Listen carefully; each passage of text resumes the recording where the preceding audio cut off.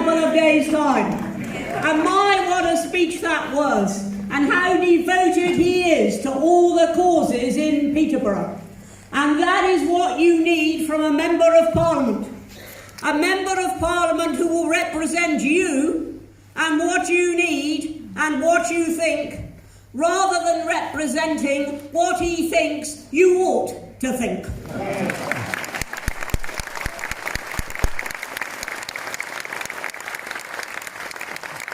I just want to ask you some very simple questions. Do you think that if we remain in the EU, we can control our own laws? No.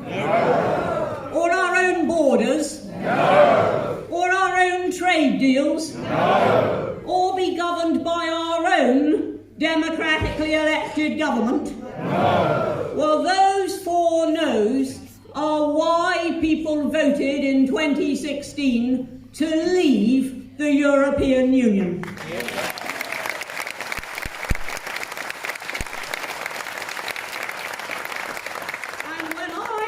Oh, poor dears, they didn't really know what they were voting for.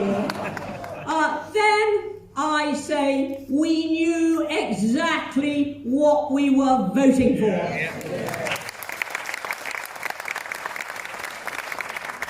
Now, all politicians fail on promises from time to time, but usually that is because external events get in the way.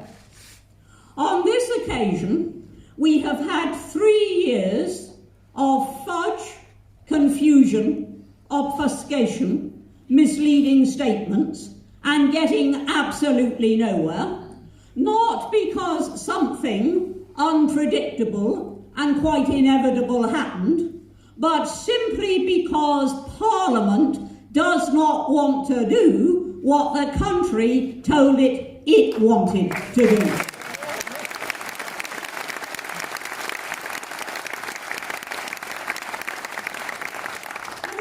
Doubt about what we were told. Before the referendum, we were told by all parties, and that, by the way, included Paddy Ashdown for the Liberals.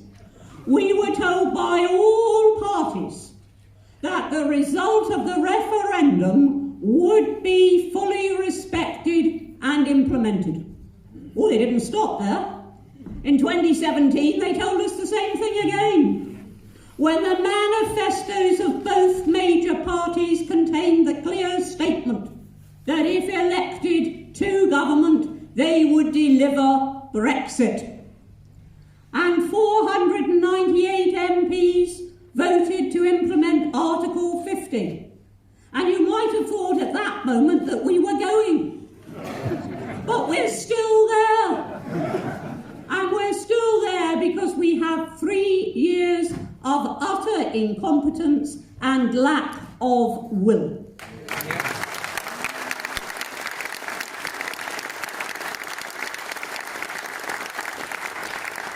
Now, OK, Annunciata's been a member of the Conservative Party for 35 years. Whoa, I've been a member for 55 years.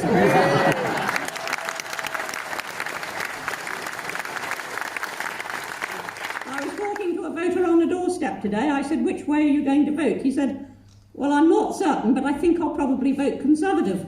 I said, why? He said, because I always have. I said, yes, so have I. But when that sort of loyalty is challenged to the point where people feel that they have to leave a party that they have served faithfully for decades, when even MPs will tell you behind their hands that they are going to vote for the Brexit party, even though they represent a different party in Parliament, when activists who have pounded pavements in the old days, filled in envelopes, done all the things that they have done over the years, when vast numbers of those people say, we can't do this anymore, we want a clear vision, we want a clear purpose, and above all, we want democracy. That is why people have flocked to the Brexit Party's banner.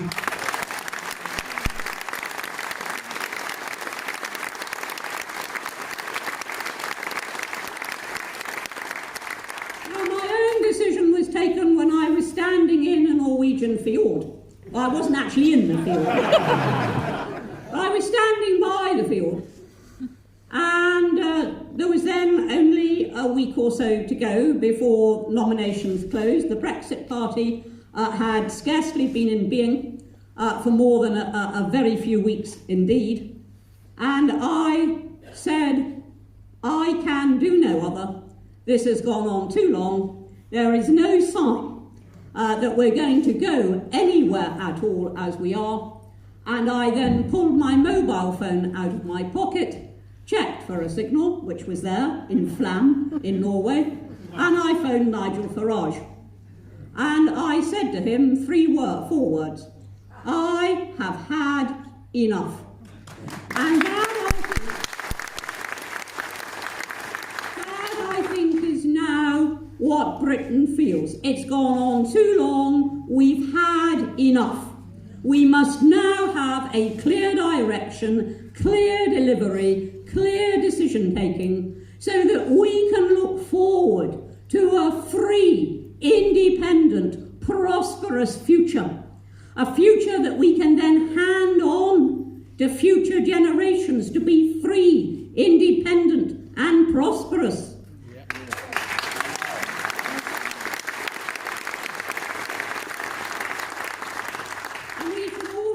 Remember this, there will be celebrations going on this week, I have some locally in the southwest, of the D-Day landings. And we should remember that a past generation gave up an enormous amount: life, limb, homes, freedom. They went through bereavement. And they stuck at it because they wanted us to be free. We must not squander that legacy. And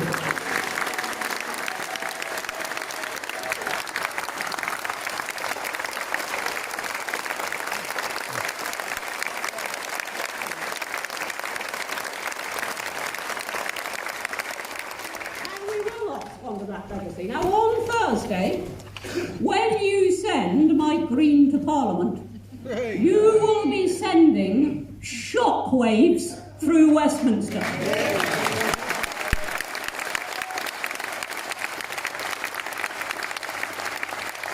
know, one of the things I enjoyed most after the local elections was the expression on Jeremy Corbyn's face. They had been boasting that because of the disarray of the government, and yes, it is disarray, but they were boasting that because of that, they were going to win 400 seats. They ended up losing 82 seats.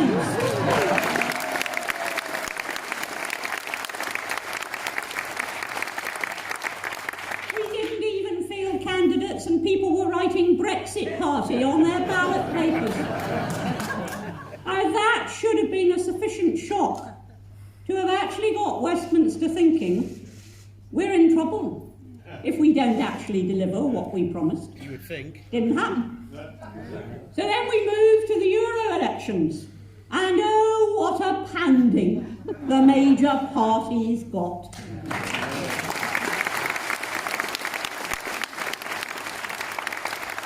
And on Thursday we will deliver the third seismic shock, so that the message is clear. Give us what the people voted for, or you yourselves leave and make way for us, because we will.